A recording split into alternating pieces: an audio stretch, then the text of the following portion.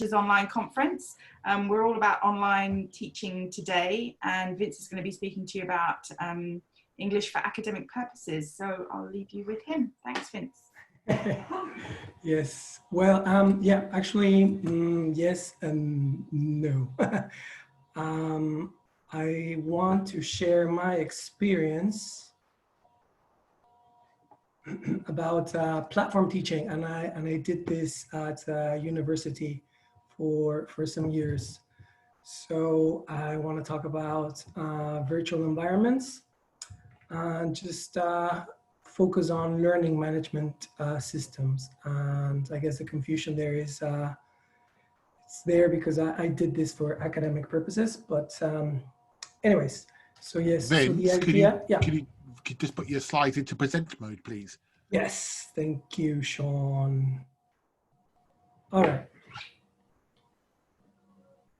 Okay, so yeah, so I wanted to share my experience, which was at university, and I was teaching there. And well, this was in Mexico City, and I've noticed someone is also from Mexico City. I saw a pyramid there, Chichen Itza, I think. So yeah, so now I'm living in Mataró, Barcelona, but I used to work at the State University for many years. And then the last 3 years or so, I started blended teaching. I mean, we were not using Zoom. We had some face-to-face sessions, but the idea was that it was getting too crowded and difficult for some students to go every day to class. So if you want to check my university out, and yeah, so let me carry on. So I'm going to show you some tools. So Joanna's presentation was really interesting. She also talked about some tools, and I'm going to show you, it's going to be crowded, but I just want you to look at some of these, and all of them are tools, but some are learning environments. And let's see if you know which those learning management systems are. And we're all using all of these for virtual classes. So again, all of these are tools, but just some of them are learning or education management systems. And that's what I want to focus on, the future, what comes next. All right. So yes, so I know some of you are working with net languages, and I'm going to speak about that one because I don't know it so well. And I'm going to start with Edmodo. Edmodo is a partial management system. It's more of a whiteboard repository, I think they call it. And basically, I'm going to focus on Sakai, which is not here for some reason. Okay, Moodle, and a little bit, I'm going to talk about Pearson's platforms. Yes, so here they are again. And I've used all of these. And that's why, oops, sorry. Okay, so yes, so as I was saying, Edmodo is a repository. And I don't know if you've used it a lot. It is hard. I've been using Edmodo, I think, for 3 or 4 years. So I would say don't feel bad if you're having a hard time. I still have problems. And why am I calling it a repository is because you just put things there and it's partial. The grading is partial. What you share, you can't really share everything. So I wanted to mention it because I mean, it's really useful. It's what we're using, but I don't think the future is there in using Edmodo. Okay, so in 2016 at the State University, I started using this one. And it's really interesting. It's free. I suggest you check it out. And it's kind of like Moodle. If you know Moodle, then maybe you'll like this one. But later on at some point, we left this one behind. We moved on to Moodle, okay?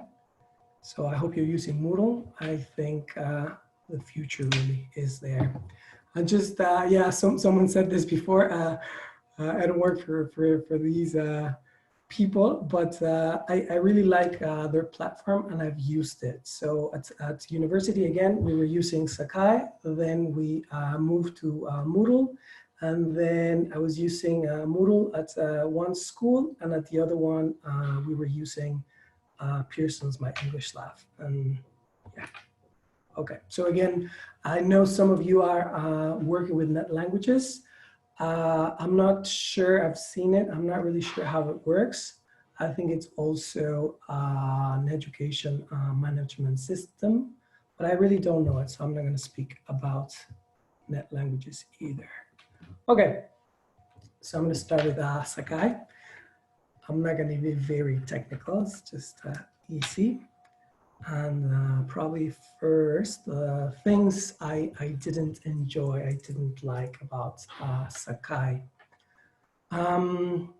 It's not easy to use for teachers. You really need to know a little bit about programming, and it's a bit complicated, right? So yes, if you know what Java is, then you have a more clear idea. But it's also got some good stuff. And for all of these,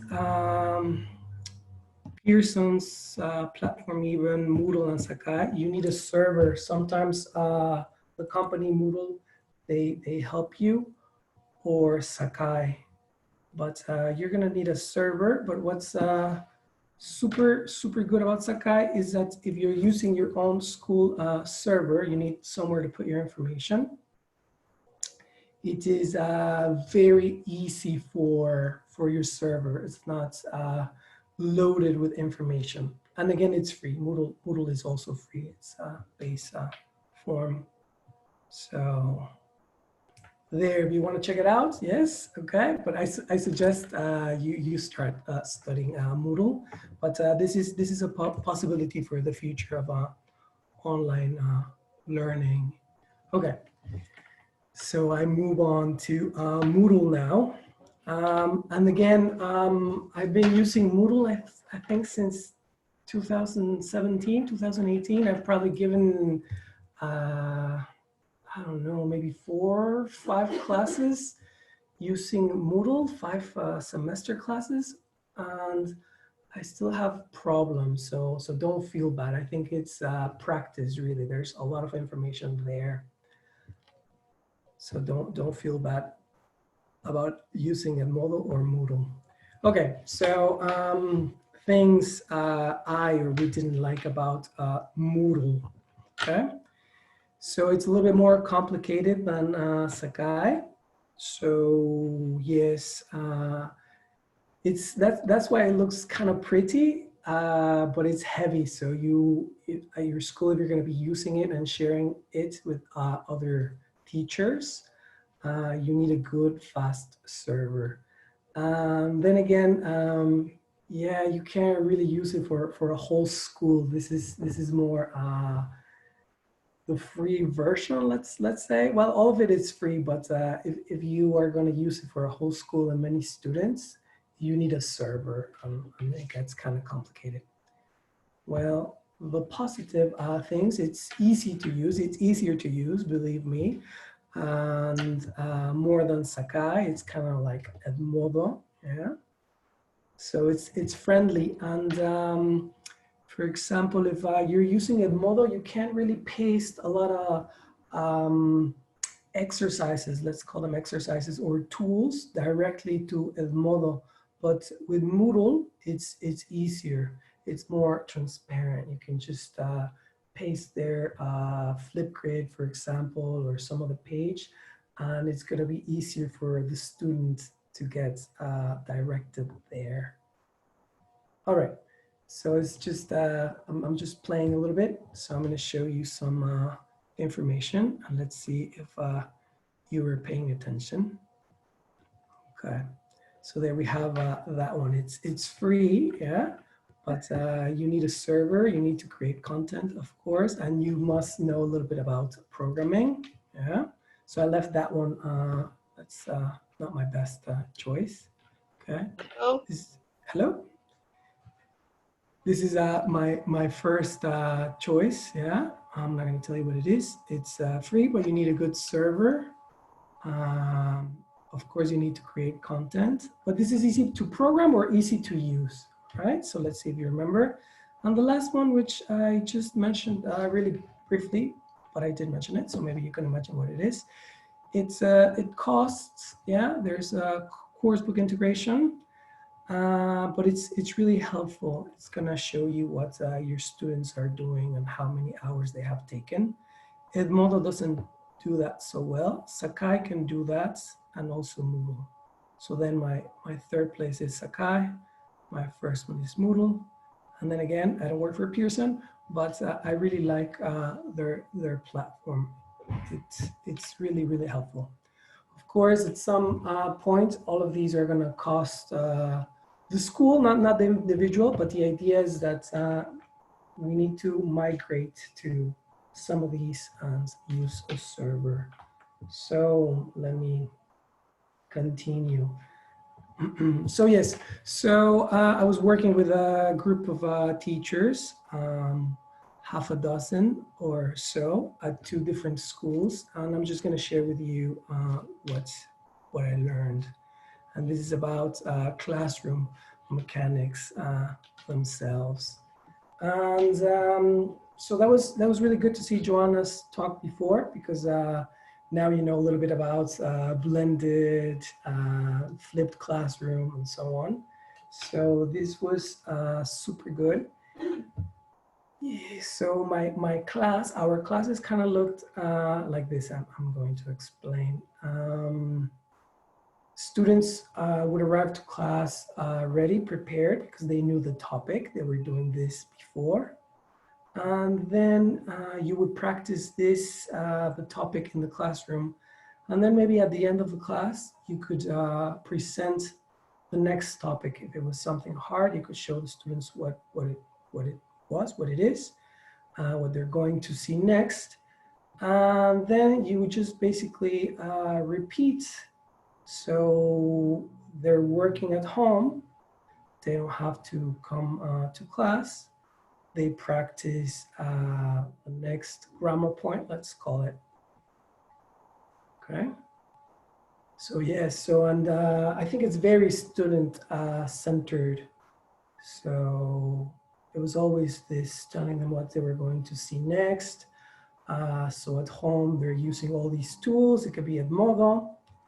That was also interesting about Joanna's, the synchronous teaching or lesson. And then they come to class, and then they can produce, and then it's just repeat. But of course, this was blended, right? So they were coming, and they had a session once a week, and then they would go home and get ready for the next session. Nowadays you have to do it through Zoom or some other tools. Okay, what else did we learn at uni? So this is related to the student and teacher interaction. So again, something I've seen that we're missing. It's really hard. I mean, this was for academic purposes. So when you get adults or older students, it's really easy. You can share your email, WhatsApp. So it was really easy to answer questions. And I mean, I work with a lot of teens now, basically.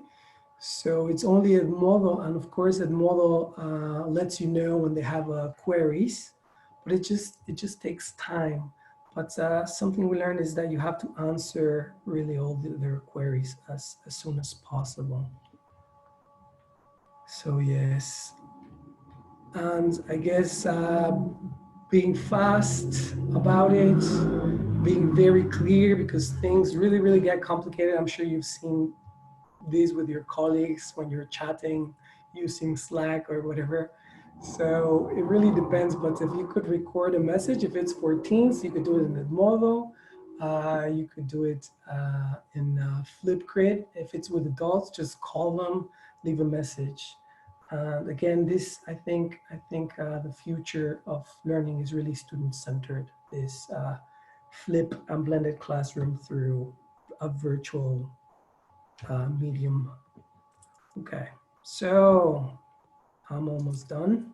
So yes, about collaboration and teachers. So what worked really well, and I mean I could see this a lot the last couple of years that we were transitioning towards this.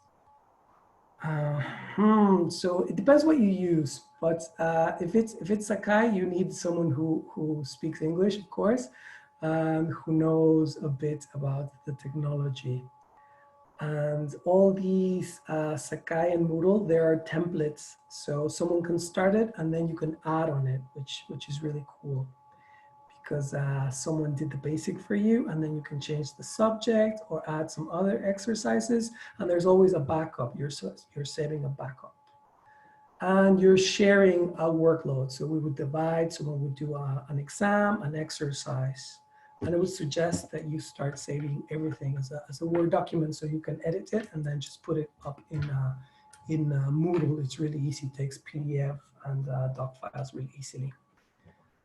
Yeah, that's it. So again, my name is Vince or Vicente in Spain, or Vicente in Mexico. That's where I'm from, and I work at International House Mataró. So yes. Thank you so much, Vince. Thank you, everyone. Great for the talk. You went slightly over your time, so there's very little time for questions, I'm afraid. So people can say thank you, and you can follow up with them in the chat box if you want.